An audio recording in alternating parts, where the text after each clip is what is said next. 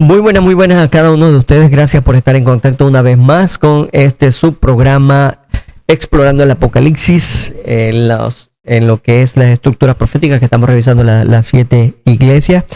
Gracias a Olam 7 Internacional, que nos ayuda a poder extendernos a cada uno de sus hogares y a través también de estas redes sociales que tenemos en YouTube, en Facebook y en otros canales. Gracias por estar con nosotros. Estoy tratando de avanzar rápidamente en el concepto de la iglesia Filadelfia, porque muchísimas cosas que ver, porque hay muchas profecías que están relacionadas con el tiempo de la iglesia Filadelfia, en la Odisea, Filadelfia.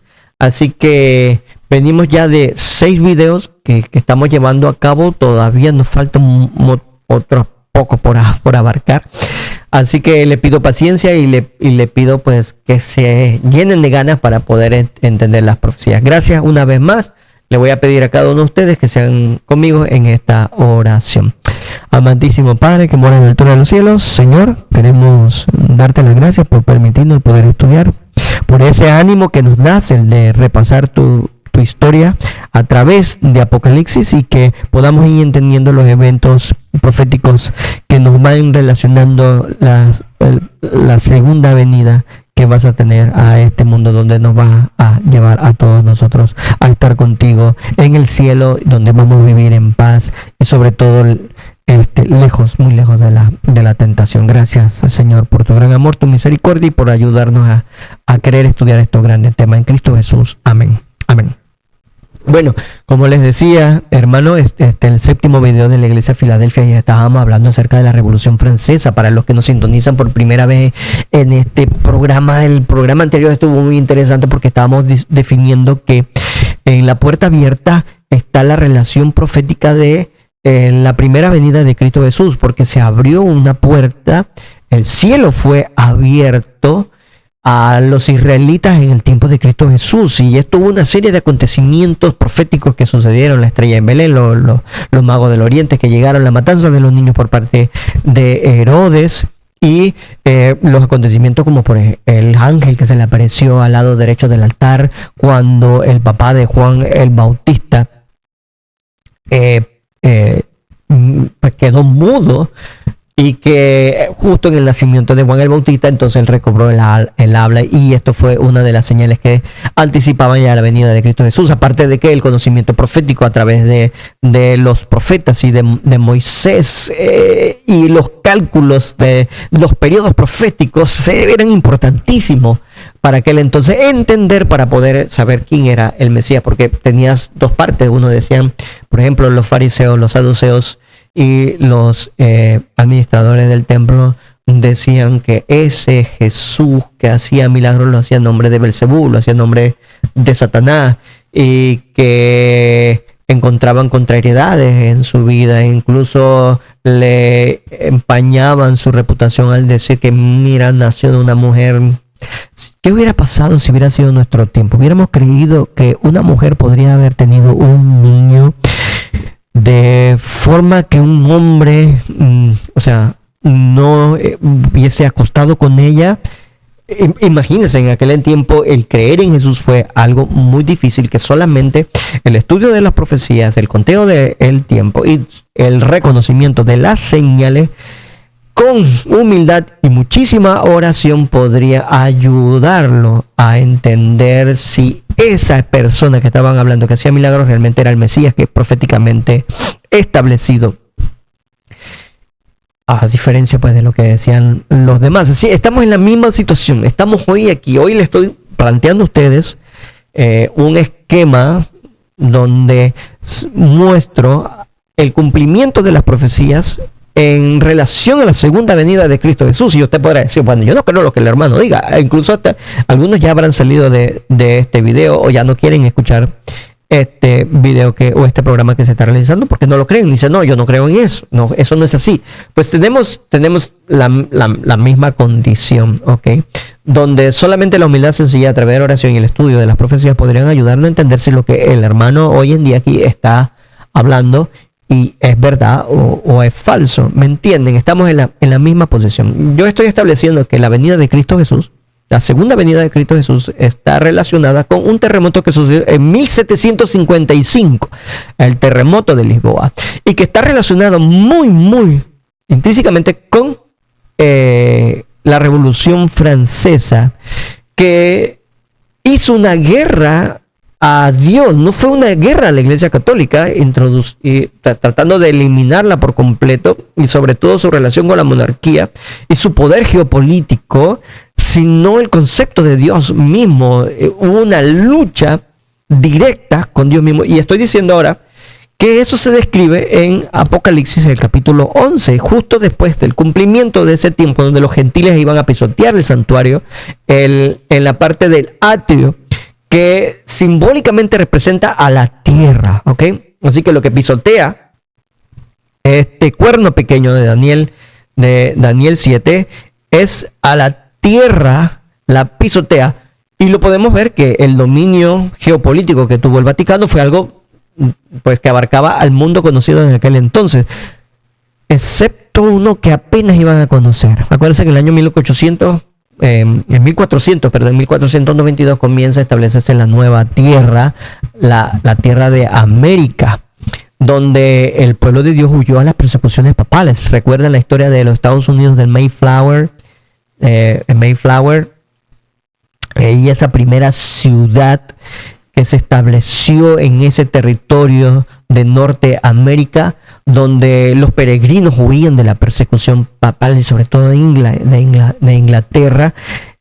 Nos marca pues una situación en la cual la iglesia de Dios fue apoyada por la tierra en esa lucha contra ese dragón, y que la iglesia pudo entonces encontrar un cierto grado de libertad religiosa, de conciencia y de política contra un poder opresor que Francia había establecido, pero que ahora Francia se lo arrebata. Sí, porque como dije, en el año 538, que la Iglesia Católica fue establecida, fue gracias a Clodoveo, el rey de Francia pagano, que se convirtió al catolicismo y estableció a la Iglesia Católica Romana como la verdadera iglesia y la iglesia del Estado y la correctora de los herejes, dándole todo su ejército. Francia le dio su ejército a Roma ahora para que destruyera a tres reinados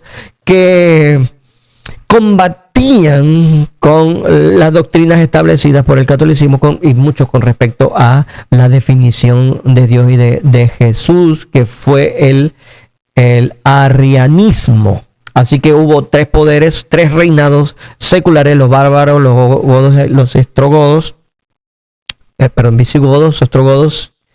Bueno, no recuerdo ahorita, pero ahorita lo vamos a poder leer tal vez el día de hoy.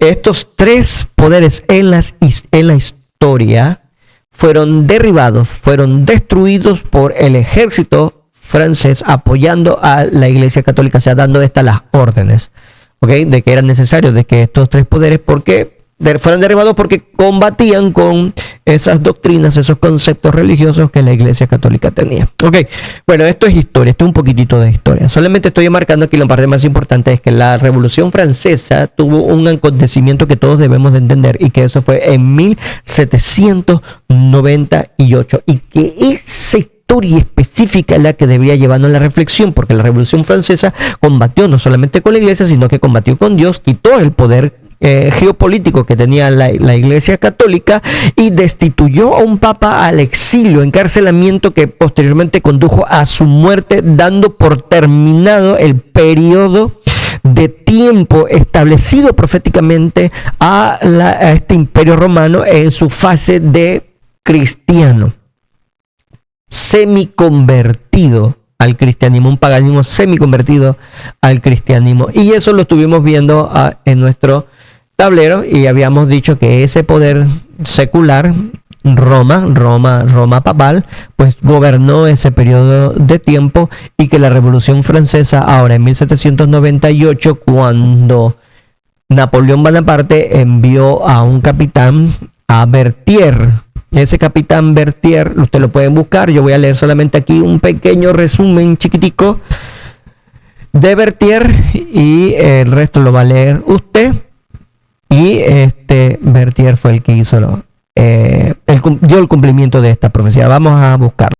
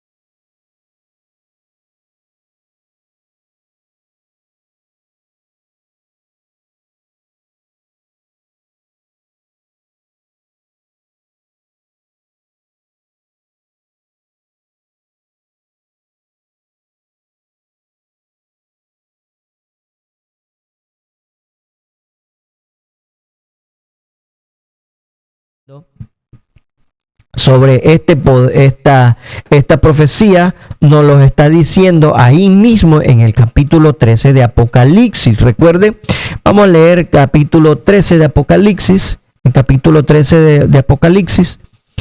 Voy a leer aquí. Porque a dice, se le permitió hacer guerra contra los santos y vencerlos. También se le dio autoridad sobre toda tribu, pueblo, lengua y nación. Aquí vemos su poder geopolítico, gobernaba a todo mundo y por eso gobernaba a todos los reyes de Europa. Y lo adoraban todos los moradores de la tierra, cuyos nombres no estaban escritos en el libro de la vida del Cordero. Pero ¿quiénes lo adoraban? En aquel entonces, estamos hablando de la iglesia romana cuando ejercía su poder. Aquí se está hablando de que había un libro de la vida del Cordero que estaban escritos nombres, pero los que no estaban escritos en este libro eran los que lo adoraban. Así que usted puede saber qué le estaba sucediendo a aquellos que estaban escritos en el libro de la vida. Pues si alguno de ustedes lo dijo así, pues están en lo correcto. A ellos se le dio muerte. El papado instaurado la Inquisición, este mecanismo bien aceptado, infernal, para matar a todos los que ellos consideraban herejes, o sea, a todos los que iban contrarios a las doctrinas bíblicas, a las doctrinas del papado, obedeciendo a las doctrinas bíblicas. Sí, por eso fue que el papado trató de quitar la Biblia. Incluso estuvo en monasterios encadenada la Biblia. Así que es importante reconocer el acontecimiento de 1798 como un acontecimiento profético importante de reconocer. ¿Ok? Bueno, valga la redundancia. Dice, si alguno tiene oído, oiga, y mire, y repite esto que siempre dice, y lo dijo a las iglesias, cada vez que damos mensaje a la iglesia que tiene oído, oiga.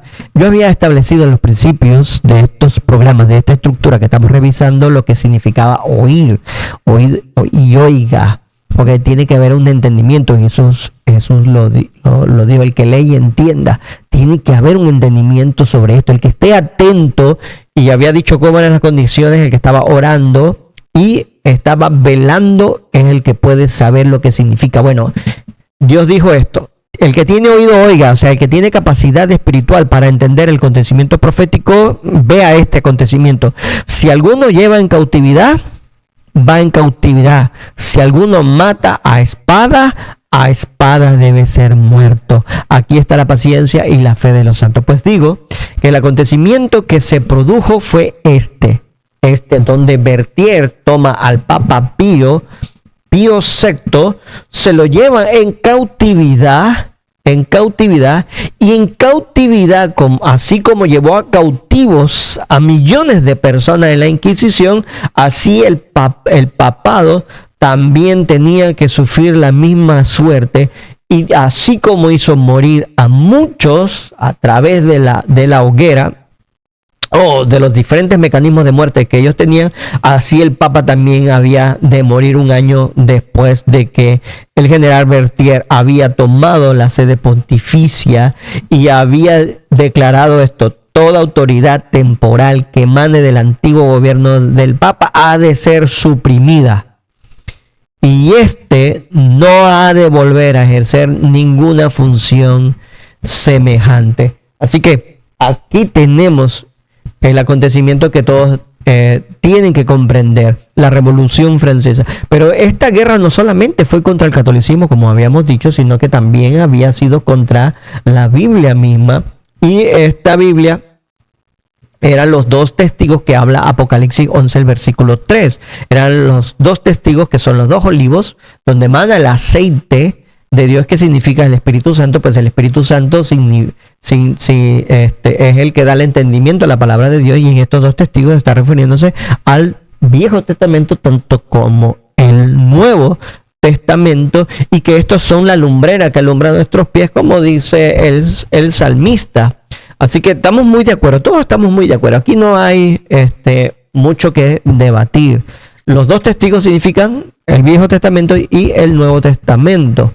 Ok, entonces dice: si alguno quiere dañarlos, sale fuego de la boca de ellos y devora a sus enemigos, y si alguno quiere hacerles daño, debe morir él de la misma manera. Esto tiene poder para cerrar el cielo a fin de que no llueva en los días de su profecía, y tienen poder sobre las aguas para convertirlas en sangre, y para herir la tierra con toda plaga cuantas veces quieren. Y aquí nosotros vemos que en la Biblia se le dio el gran poder, o de salvar a las almas a través del entendimiento de ella, o de, ¿qué cosa?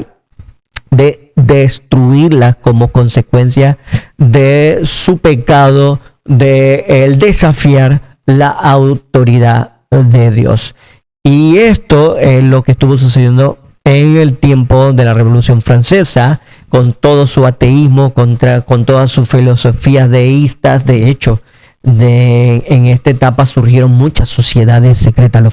La Revolución Francesa conllevó a muchas sociedades contrarias a Dios, y también ocasionó muchas revoluciones en otras partes. Tenemos la revolución, por ejemplo, en los Estados Unidos, que ellos alentaron, incentivaron y que apoyaron económicamente.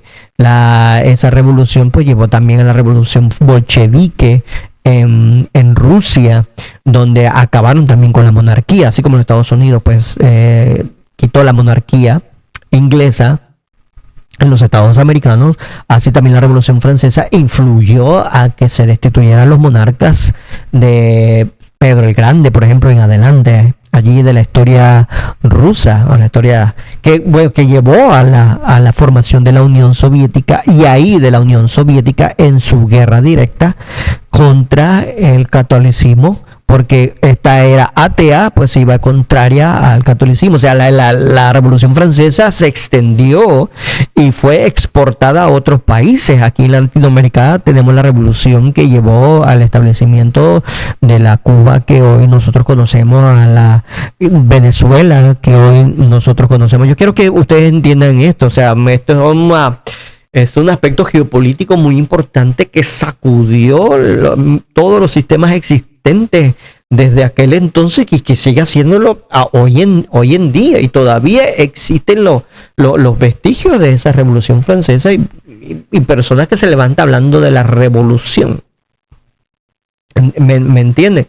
Así que es un cumplimiento profético importante a entender, y que dio paso dio paso ahora al establecimiento de un nuevo poder, de una nueva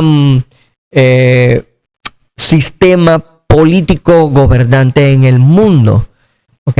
Y que nosotros vemos en el tablero que es el inicio ahora de el siguiente poder o la siguiente bestia o el siguiente reinado, que es los Estados Unidos de Norteamérica, porque fue en 1798, gracias a los franceses, el derrocamiento de la monarquía, que los Estados Unidos ahora se estableció como el poder gobernante, aunque esto tuvo su proceso, claro, tuvo su proceso, y en este proceso pues lo vino a consolidar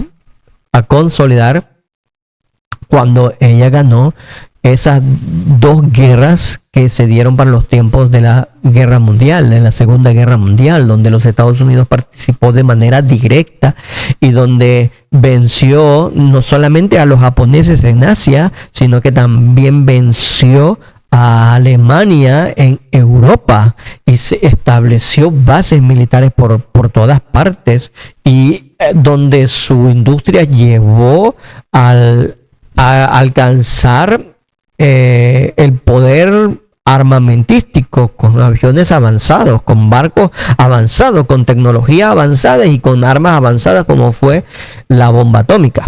Entendamos esto, todo fue parte de un proceso profético que todos nosotros llevamos a entender, y que la misma prensa, los autores actuales pues describen a los Estados Unidos como el imperio, y de ahí tenemos la guerra que tiene Rusia contra los Estados Unidos. La guerra está dando en Ucrania, pero ¿de quién está hablando? Estoy peleando, dice, con Estados Unidos. ¿Quién es el que le da arma a Ucrania? ¿Quién es el que ha mantenido a Ucrania? ¿Los europeos? No pueden, simplemente no pueden. ¿Quién sí tiene el poder para hacerlo y para contrariar a los deseos imperialistas de Rusia? Estados Unidos. Porque esta guerra económica directa, incluso como panameño hoy, amenaza incluso a la estabilidad soberana que tenemos los panameños? Y hablo pues en un aspecto en el cual hay cierta influencia, claro, sobre la sociedad panameña, y estoy hablando como panameño, aunque como religioso estas cosas no me deben de importar. ¿Okay? Pero la soberanía de los territorios del canal están siendo amenazados hoy en día, porque estamos ante una guerra donde todo el mundo ve a los Estados Unidos como el imperio gobernante y que quieren derrocar para ellos poder tomar el poder. Pues esta guerra, en el aspecto profético, es la guerra del norte y la guerra del sur. Si estudia Daniel 11, existe esta guerra geopolítica, guerra del norte y guerra del sur, pero que en medio está entonces el aspecto religioso involucrado dentro de ellos. Sí, señores, hay un aspecto religioso siempre en todas estas guerras, así que hay que entenderlo proféticamente. Estados Unidos es el imperio que nació desde 1798, por eso es el cordero que sale de la tierra, y cuando dice que sale de la tierra es porque no había gente. Esto ya lo hemos visto en otros programas, solamente estoy haciendo así un recorderis. Es que salió de la tierra, o sea, salió de una parte donde no había gente, y esto es los Estados Unidos de Norteamérica. No había gente, habían pobladores indígenas, pero no ciudades populosas como Europa, que representa el agua. La gente es representada simbólicamente como agua. La bestia anterior surgía del mar. Este mar, agua, representa la muchedumbre. Esto es Europa. Por eso yo dije que el poder papal, su asiento donde gobierna, es Europa. Pero Europa ahora no tiene la capacidad de tomar control geopolítico sobre el resto de las regiones. Pero sí Estados Unidos, sí lo tiene Estados Unidos. ¿Y Estados Unidos qué es? Estados Unidos es protestante. Así que cuando hablamos de los protestantes, estamos hablando de la iglesia de Sardis, estamos hablando de Sardis, y que Sardis ahora comienza el protestantismo a tomar un control, pero el protestantismo tiene que tomarse un control en 1798, cuando el catolicismo es derribado por completo por la Revolución Francesa, y ahora permite que el protestantismo pueda entonces surgir libremente y gobernar bajo ese paraguas político de los Estados Unidos de Norteamérica, que es el republicanismo. Okay, así que, ¿qué componentes trae que son beneficiosas para este nuevo imperio surgente? Es el protestantismo, por un lado, que toma ahora un aspecto religioso importante en el mundo, y el republicanismo, esa forma democrática de elegir los presidentes, de constituir una nación en ese aspecto político.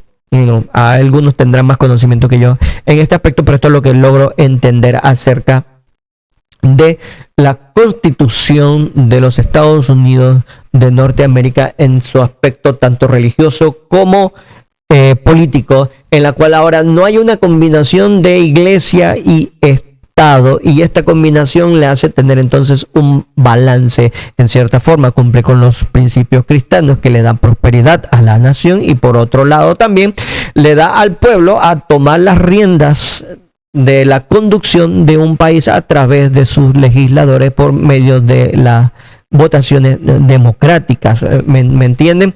Esto ha sido el ingrediente principal que ha llevado a los Estados Unidos de Norteamérica a ser una potencia mundial completamente autónoma de toda cosa, autónoma en la economía porque tienen sus propios hidrocarburos, tienen sus minas, tienen, por ejemplo, su generación eléctrica, su generación tecnológica. Bueno, en fin, un pequeño estudio de Estados Unidos como tal podrá ayudarle a entender que es potencia en todos los aspectos. Ok, pero ¿qué quiero yo ahora abarcar con esto? Bueno, que aquí en los Estados Unidos de Norteamérica entonces que comienzan a desarrollarse eventos proféticos muy importantes a entender. Vamos a ver cuáles son uno de esos aspectos importantes. Vamos a irnos a Wikipedia.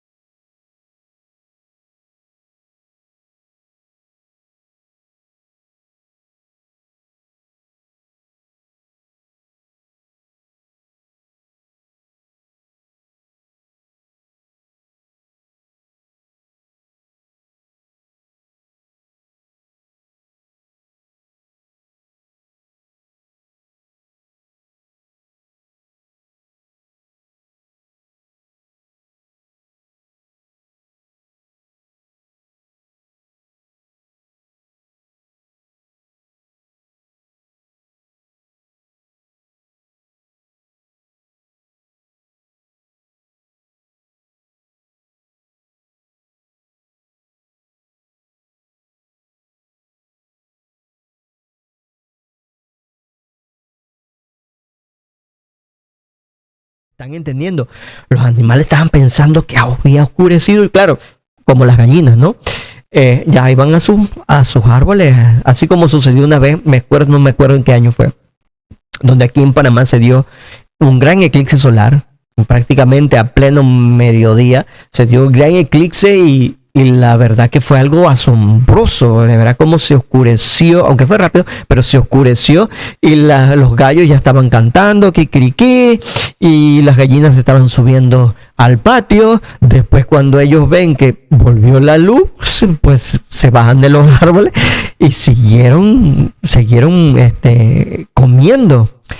Bueno, aquí pasó en los Estados Unidos y esto fue algo tremendo, ¿no? Dice, uno de los testimonios recogidos en aquel año 1780 fue el del profesor Samuel Williams en Cambridge, Massachusetts. Dice, esta extraordinaria oscuridad se produjo entre 10 y las 11 de la mañana y continuó hasta la mitad de la noche. Oiga, o sea que no fue como un eclipse, no fue un eclipse, fue de las 10 a las 11 de la mañana. Y continuó hasta la mitad de la noche. En la mayor parte del país era tan grande que la gente no podía leer la letra escrita en pleno día, sin vela. Se extendió por todos los estados de Nueva Inglaterra y algunas direcciones posiblemente mucho más lejos. El panorama llevaba la penumbra de la noche, de modo que las aves del corral se retiraron en todas las partes a descansar y los pájaros, después de haber cantado sus melodías vespertinas, desaparecieron y quedaron en silencio. Un comentario similar del reverendo Ebenezer Parkham en Westboro, Massachusetts, dice, a las 12 no podía leer en ninguna parte de la casa. Nos vimos obligados a cenar a la luz de las velas. Era horrible y sorprendente. ¿Esto cuándo sucedió? 1780, hermanos, el 19 de mayo, 2 años después de que se le llevase en cautividad el Papa Pío. Oh, perdón, no le había puesto.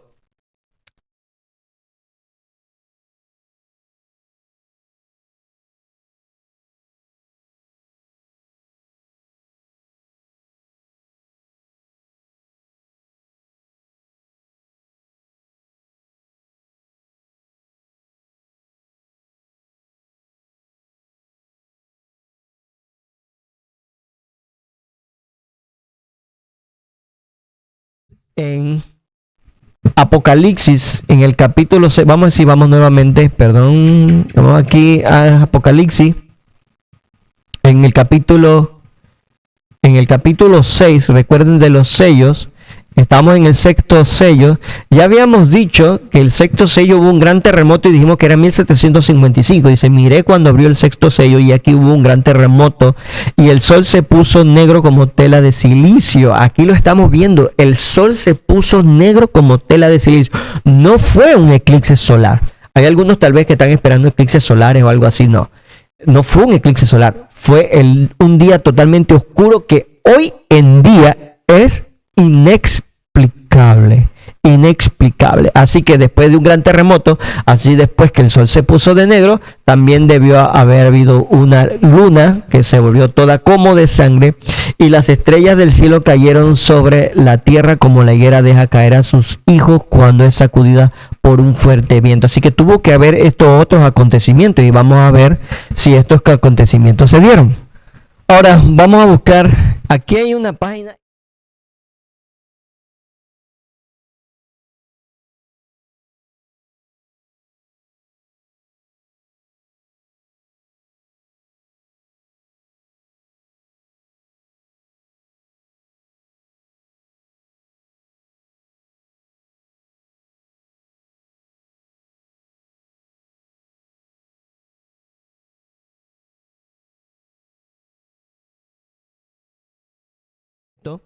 Esto fue reciente, esto fue escrito hace poco, en el año 2022, ¿ok? National Geographic, tome esto en cuenta. Y nos está diciendo que hubo una tormenta de estrellas que se consideró como la noche en que se cayó el cielo. Y es la más larga, dice, de la historia. Y dice que sucedió en la madrugada del 12 de noviembre de 1833. Las Leónidas hicieron que el cielo nocturno se incendiara. Esta es su historia. Sucedió en 1833. Los astrónomos no se esperaban que las Leónidas, la típica tormenta de meteoros en noviembre, se convirtiera en una tormenta. El evento astronómico ocupó las portadas de los principales diarios en Estados Unidos y se convirtió en un tema popular durante el resto del año. Las crónicas de periódicos locales como el Richmond Enquirer o la Phoenix Gazette relataban cómo el cielo se cayó durante 9 horas. Escuche esto, hermanos. Durante 9 horas se cayó el cielo. En las quienes no despertaron por el resplandor, en las que quienes no despertaron por el resplandor que se colaba por la ventana, lo hicieron entre gritos de fascinación y miedo. O sea, los que no se despertaron porque no habían las luces cayendo del cielo, pues se despertaron por los gritos de miedo y de fascinación que tenían las personas cuando contemplaron esto nunca antes visto en la historia. No, esto pasó, y dice así: pasó el 12 de noviembre de 1833. La madrugada del 12 de noviembre de 1833, la costa del este de Estados Unidos fue testigo de la primera tormenta de meteoros de la era moderna. La intensidad de las Leónidas fue tal que el cielo se iluminó con decenas de miles de bolas de fuego por hora y provocó que durante los siguientes años los astrónomos se interesaran cada vez más por comprender el origen de la lluvia de las estrellas. Con más de 100 meteoros por hora, escuche esto, más de 100 meteoros por hora en las noches de actividad máxima, o bueno, no le estoy colocando, aquí estoy leyendo.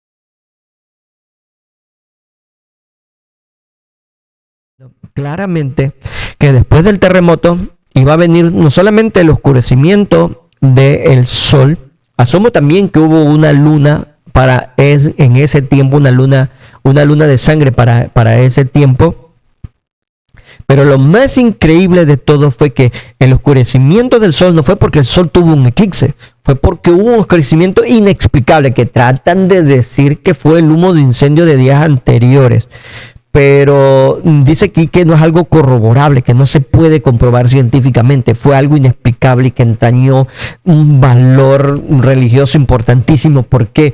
Porque si ya se estaba estableciendo que el juicio sobre la tierra, Dios tenía que manifestarlo de una manera en que la naturaleza tenía que hablar de lo que está sucediendo allá arriba en el cielo, y la naturaleza estaba hablando. No solamente hubo un terremoto en 1755, sino que también el poder geopolítico gobernante que pisoteaba al pueblo de Dios, que perseguía al protestantismo, estaba siendo derrocado por una revolución que llevó no solo en el aspecto político, sino también en el aspecto filosófico, religioso, social, económico, en toda la India, que hoy en día tiene sus repercusiones. Acabó con el sistema papal, llevando a Pío VI al cautiverio y después a su muerte. Okay. Eso fue en 1798, justo cuando se había cumplido entonces el tiempo que se les daba a los gentiles, el tiempo que se le estaba dando a este imperio a que pisoteara el pueblo de Dios y lo destruyera, y que éste reclamaba diciendo: ¿hasta cuándo vengarás nuestra sangre? Y Dios les dijo: bueno, guárdense un poquitito porque todavía hay tiempo, y van a venir unos consiervos suyos que van a completar el número que he establecido como ese margen tope, donde ahora se va a derramar mi furia, mi ira sobre ese sistema. ¿Me están entendiendo? Y eso pasó en 1798, cuando se le dio la herida de muerte al papado y fue llevado a cautiverio, porque llevaba en cautiverio, y se le dio muerte porque llevaba a muerte a muchos cristianos. Bueno, esto sucedido después de este terremoto, este acontecimiento geopolítico,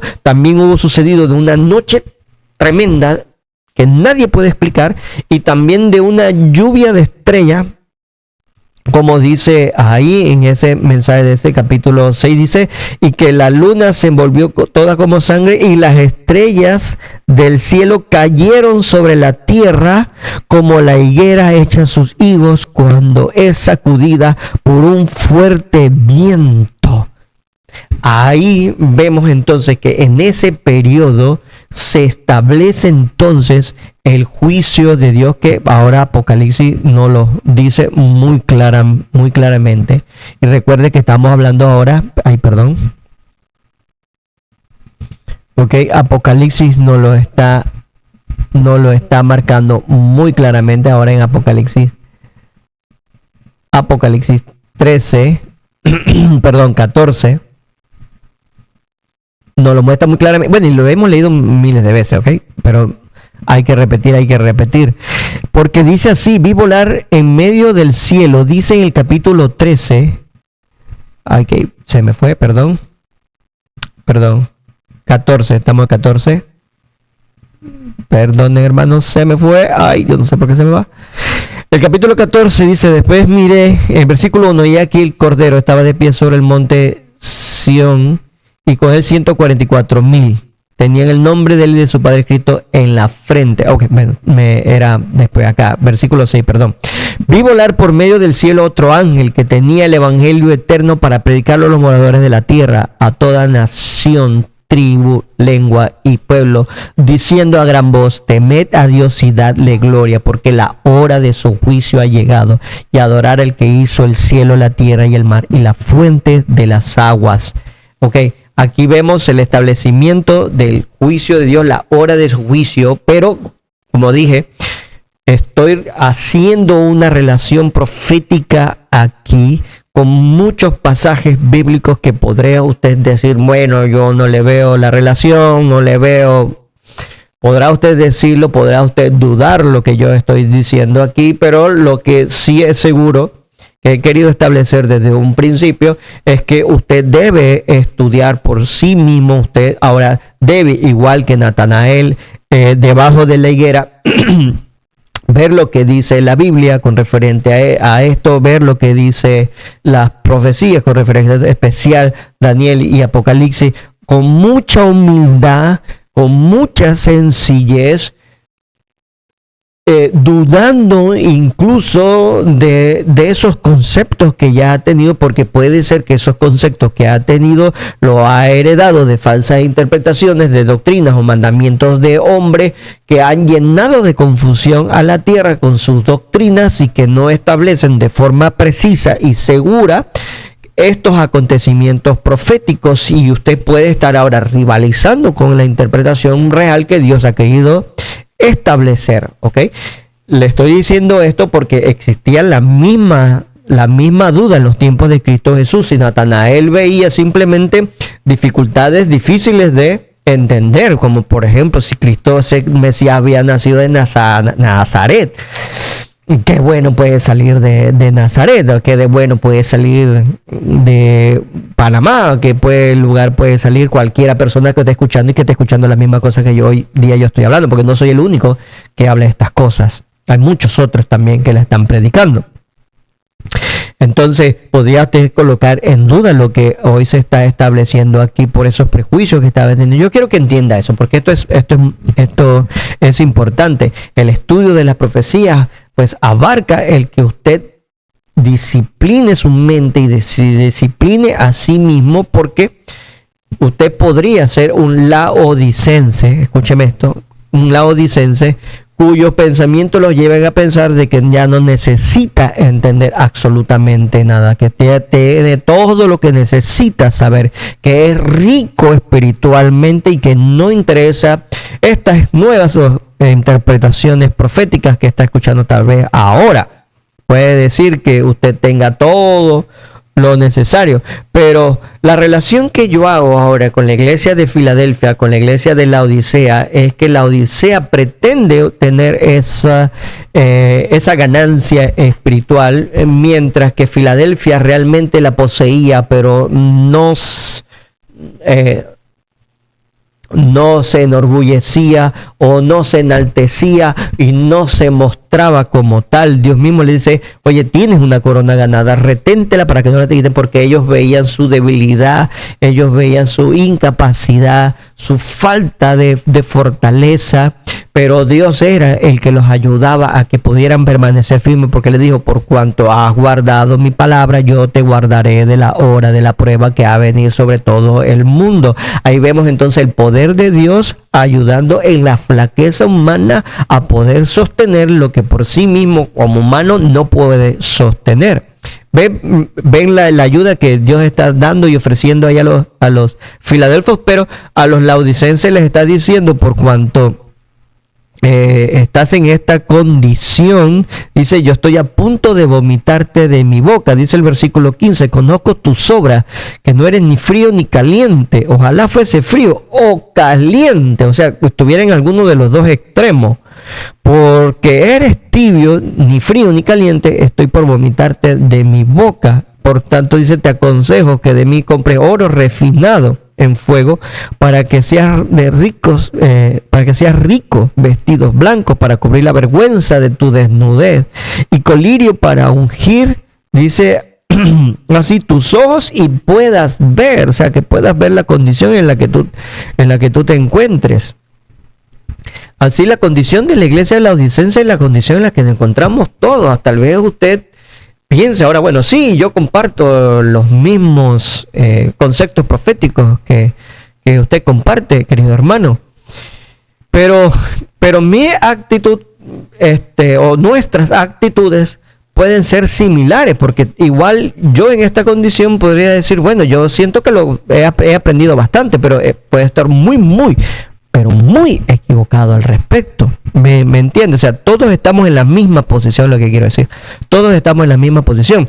Tanto como el que acepta estas doctrinas o acepta estas interpretaciones proféticas, tanto como el que las rechaza directamente diciendo: no, yo no le veo ninguna relación, yo no veo este terremoto en 1755 que tenga que ver con las profecías, menos la caída del papado, o esa caída de las estrellas en 1833, o el día oscuro.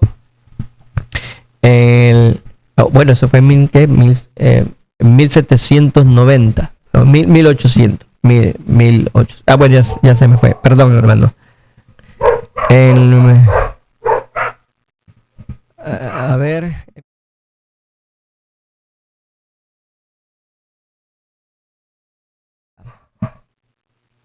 te podrá decir, no, eso no fue así. El asunto es, hermanos, que como les dije, para poder reconocer de que estas cosas son así, necesitamos del Espíritu Santo. Y definitivamente la condición laodicense no nos permite el que nosotros podamos comprender estas grandes verdades. Tenemos que ser como Natanael, orar con sencillez, humildes, incluso desconfiando de nosotros mismos, de nuestras capacidades, y decirle, Señor, si estas cosas son así, ayúdame a reconocerlas. Así como Natanael pudo reconocer en aquel hombre que nació, que venía de Nazaret, como el Mesías, el Hijo de Dios. Así ayúdame a reconocer los eventos que pronostican el establecimiento del juicio y la segunda venida de Cristo Jesús, que determinarían el momento exacto en el cual yo debo de estar preparado. Esa es la oración que nosotros deberíamos estar teniendo en este momento, que nos ayude a despojar de esta actitud completamente laodicense, donde nos consideramos que somos ricos y que todo lo tenemos, y llegar a ser humildes verdaderos, para poder que esta puerta abierta, esa puerta del conocimiento profético, del despliegue de la gracia, pero sobre todo del poder regenerador y transformador del Espíritu Santo, se dé para poder yo entrar en esa fase de transformación antes de la segunda venida de Cristo Jesús. Eso es lo que nosotros debemos estar pidiendo en este momento. Que Dios nos ayude, nos ampare, nos guíe. Vamos a la siguiente sección de esto, pero ya estamos abarcando grandemente lo que vivió el pueblo de Filadelfia, y ya estamos comprendiendo que en ese tiempo, en 1755, 1833 hacia adelante, hay acontecimientos proféticos muy interesantes que debemos tener en cuenta, y vamos a ver el último de ellos. En Cristo Jesús lo podremos ver. Amén.